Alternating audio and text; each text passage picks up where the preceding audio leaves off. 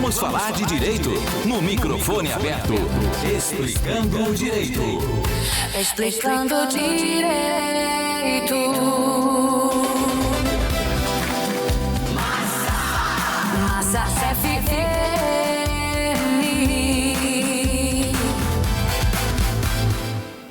7h49, olha o assunto que a gente trouxe aqui hoje no Explicando Direito. Conflitos familiares nas redes sociais. Quem é que não viu um barraco ali, exposição desnecessária, às vezes envolve até criança, né? E quais são as consequências jurídicas disso tudo? Então é isso que a gente vai tratar aqui hoje no nosso quadro Explicando Direito. Lembrando que o meu convidado hoje é o Paulo César Nunes da Silva, ele que é sócio do escritório Nunes e Gomes, Advocacia e Assessoria. E sempre que a gente precisa de informação de qualidade, a gente recorre ao Paulo, ao Elton e a toda a equipe do escritório Nunes e Gomes, que nos dá essa assessoria aqui para você, ouvinte massa. PC, bom dia, seja bem-vindo aqui à Massa. Primeira vez agora em 2026. Olá, bom dia, Ginês, a você, a todos os ouvintes da Massa FM. Sim, primeira vez. Nós encerramos na véspera do Natal, né? Dia 24? Dia 24, e voltamos hoje para esclarecer mais um assunto bastante sensível que os ouvintes pediram para nós aqui explicarmos.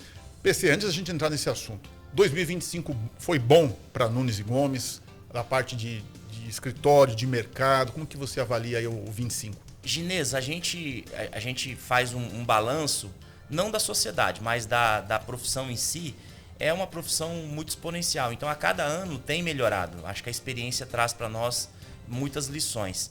É claro que o país não passou por um momento tão ideal por conta das taxas de juros, questões externas que influenciaram diretamente, mas a advocacia em si é um terreno muito fértil para exploração e crescimento. Então 2025 foi um excelente ano e a expectativa para esse ano é muito melhor. Então a cada ano a gente procura sempre ampliar as metas, os prognósticos e os desejos para o ano vindouro. Mas 2025 foi, sim, um ano muito bom para a advocacia, especificamente para Nunes e Gomes, e agradecer aqui todos os nossos parceiros e colaboradores internos e externos que nos proporcionaram esse crescimento grande em 2025. Até aproveitando o seu conhecimento, eu sei que não estava na pauta, mas eu sei que você também sai das perguntas com tranquilidade. Você é professor universitário, dá aula na Unifron, e trabalha com muitos alunos, né, que estão também aí olhando para o direito como profissão futura. No mercado do direito hoje, a gente estava até conversando um pouquinho antes de entrar no ar aqui, olhando o perfil de Mato Grosso do Sul, quais os segmentos que estão com alta demanda para o setor jurídico? Ginês, é bastante interessante porque nós somos, por natureza, um estado muito agro. Então, o Mato Grosso do Sul é agro e Dourados, só a título de curiosidade, aqui eu estou falando para você, Dourados retomou o segundo lugar no PIB do Mato Grosso do Sul. Então, nós tínhamos perdido essa posição há alguns anos e graças a alguns investimentos, sobretudo na agroindústria, Dourados retomou esse crescimento reocupando o segundo colocado no PIB de Mato Grosso do Sul. Então, Dourados possui a maior esmagadora de soja do Brasil, uma das maiores esmagadoras e fabricantes de etanol de milho do Brasil e do mundo. Nós temos uma matriz de proteína animal muito diversificada, tanto do frango, quanto do porco, quanto do gado, do bovino. Então, Dourados, naturalmente, é muito pujante no agro. Então, toda a cadeia produtiva do agro é também muito forte. E assim é na advocacia.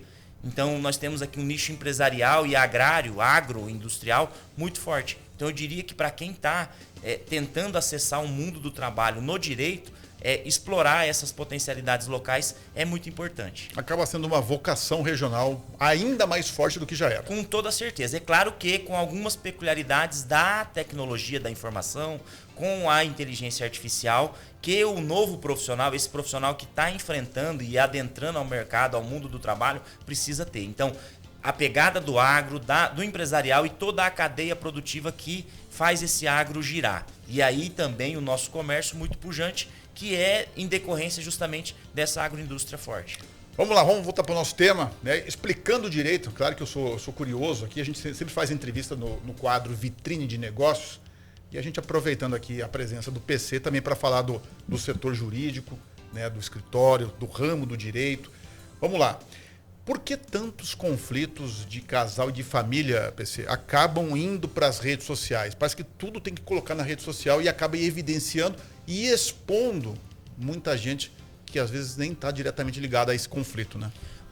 Pois é, Ginesa, eu acho que um primeiro ponto é o seguinte: as pessoas tendem cada vez mais a desabafar. No passado nós desabafávamos com algum confidente, com um familiar mais experiente, e hoje não, hoje as pessoas procuram desabafar nas redes sociais. E as redes sociais não são um ambiente mais correto de desabafar, porque você maximiza um problema que às vezes facilmente numa conversa individual ou no máximo entre duas pessoas com um mediador você resolveria. Então o que acontece? Isso ocorre porque as pessoas, no afã, nessa ânsia de desabafar, vão para as redes sociais e levam os seus problemas, e esses problemas passam a ser um problema público. E isso não é um ambiente mais adequado. Por quê? Porque WhatsApp, Instagram, grupo, essas coisas não são um ambiente. Possuem regras, e a partir do momento que você joga para a rede social, ela toma uma proporção, às vezes, que você não consegue mais controlar, Ginês. Agora vamos pôr aqui uma relação marido e mulher. A gente vê até famoso fazendo isso, mas vamos colocar aqui para a população em geral. Eu expor ali um print, uma briga, uma fala, isso pode gerar, já está tenso o clima, e pode gerar outro processo. Com toda certeza. Então, expor uma conversa privada, dar aquela alfinetada, dando nome às pessoas, colocando essa conversa tida entre duas pessoas numa rede social, pode gerar, para começar, um processo civil. A pessoa pode exigir um dano moral, pode exigir ali um reflexo maior daquela pessoa que expôs a outra. Então, há lei na internet, há lei nos grupos, no WhatsApp, nas redes sociais, existe lei. Então, a pessoa não pode simplesmente expor uma conversa que teve com outra pessoa numa rede social achando que não vai ter consequência nenhuma. E quando os filhos entram nessa exposição? Os filhos aí piora um pouco mais, porque além da proteção enquanto ser humano, ele possui uma proteção especial, que é o Estatuto da Criança e do Adolescente. Ele, ao ser exposto numa rede social como moeda de troca, aqui eu falo moeda de troca num sentido figurado, você utilizar os filhos para atingir o seu ex-marido ou sua ex-mulher, é uma penalidade que pode ser punível no ambiente civil e também no ambiente criminal. Há, inclusive, uma figura no direito que a gente chama de alienação parental, que aquele ex-marido ou ex-mulher usa um filho usa o término da sua relação para agravar a relação com o filho. Então fala, olha, a sua mãe não é uma pessoa boa, o seu pai não é uma pessoa boa, isso se chama alienação parental. E isso pode ter reflexo, inclusive criminal, para aquela pessoa que pratica a alienação parental contra o outro, utilizando os filhos como essa moeda de troca figurada. Paulo César, aproveitando esse assunto, saindo um pouquinho só da exclusividade da família, calúnia, difamação nas redes, e a gente também percebe que as redes também são usadas para acusações, e às vezes um negócio que não deu certo, um desentendimento por algum negócio, ou desentendimento, enfim, e acaba agredindo, vai para a rede social, abre uma live, está com a cabeça quente. O que isso pode acontecer? Ginês, a liberdade que a rede social nos trouxe, ela tem um preço bem específico. E qual é o preço disso? Você é livre para falar o que quiser, mas você é obrigado a colher as consequências do que você falou.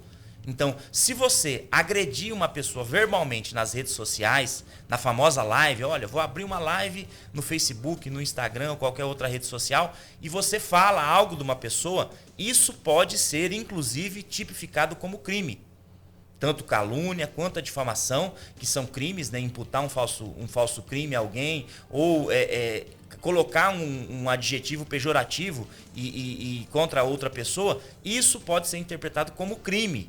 Então a pessoa tem que ficar bem atenta ao que faz e fala nas redes sociais. Por quê? A partir do momento que você jogou aquilo nas redes, e isso é agravado ainda mais para as pessoas que fazem isso de forma ao vivo e em redes sociais com longo alcance. Nós temos pessoas aí que têm um alcance muito grande nas redes sociais, divulga isso em grupos classificados.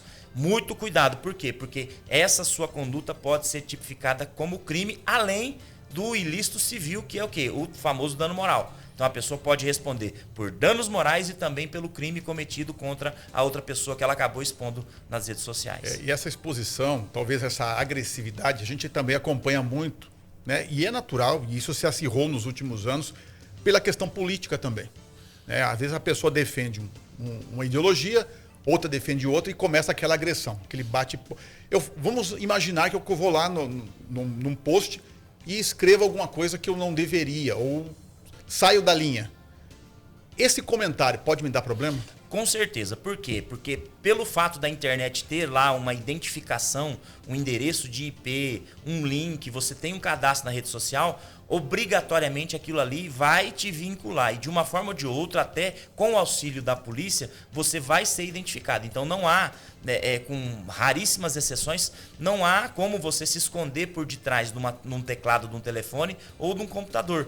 Então você vai ser identificado e em sendo identificado você vai ser criminalizado por isso. Você vai sofrer as consequências criminais da sua atitude. Então a internet não é uma terra sem lei. As pessoas precisam entender que eu tenho uma opinião política, eu tenho uma opinião religiosa, eu tenho uma opinião, uma orientação qualquer que seja e você não concorda. Guarde para você a sua não concordância. Você não precisa ir lá no post da outra pessoa e concordar. Você não é o censor do mundo que precisa comentar todas as publicações. Guarde para você. Você não gosta do que eu falei. Guarde para você. Ou me encontre pessoalmente e vá falar comigo. Mas não utilize as redes sociais para falar algo que vai danificar a imagem daquela pessoa, porque você pode ser responsabilizado civil e criminalmente. Então a dica que fica é: se coçar o dedo, coça fora do teclado. Exatamente. Guarda para você. A não ser que você tenha que fazer algumas peneiras, Ginês. Isso vai contribuir para um debate saudável? Sim ou não? Não vai. Vai contribuir para a melhoria da sociedade ou daquela pessoa que está expondo? Sim ou não? Então, se essas respostas forem não, guarde para você o seu comentário. Não, guarde para você o seu preconceito, guarde para você o seu mau gosto em relação a outra pessoa. Por quê? Porque o seu mau gosto, o seu preconceito pode ser travertido depois de uma sanção criminal e de uma sanção civil, de um dano moral contra a pessoa que você fez esse comentário. Como disse o PC, internet não é terra sem lei. Tem lei, tem regras e qualquer pessoa pode usar aquele print para depois fazer a justiça que ela considera que é importante para ela, com base numa palavra mal usada, numa expressão mal usada. Bem, e aí, gostou do tema? Esse assunto rende, né? Rende muito. E eu quero agradecer mais uma vez aqui ao Paulo César Nunes da Silva, sócio do escritório Nunes e Gomes Advocacia e Assessoria, nosso parceiro de conteúdo aqui na Massa FM, nas quartas-feiras, no Explicando Direito. PC, muito obrigado pelas informações que você e toda a equipe lá da Nunes e Gomes tem um ano maravilhoso de muito trabalho. Eu que agradeço, Ginês. E não se esquecendo, o print é eterno. Obrigado, um grande abraço. Um abraço. É isso,